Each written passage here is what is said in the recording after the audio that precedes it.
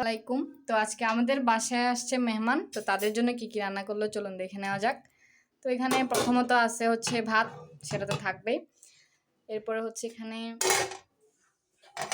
মাছ রান্না করছে, এগুলো একদম কাটা মাত্র রান্না করে ফেলছে আন্টি, যে দেখেন।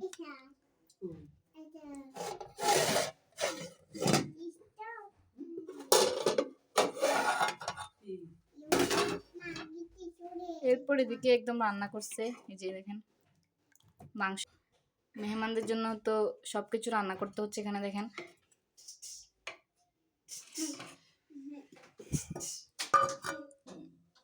এরপর এদিকে আছে হচ্ছে আবার গরুর ভুঁড়ি আর কি, এগুলা মায়েরা বেশি পছন্দ করে,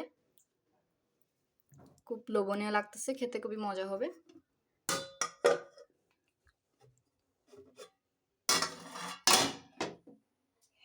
এরপর এদিকে মাছ দিয়ে রান্না করছে ছোট ছোট, এই দেখেন এগুলা দিয়ে রান্না করছে হচ্ছে শিয়া বিচি আর বেগুন।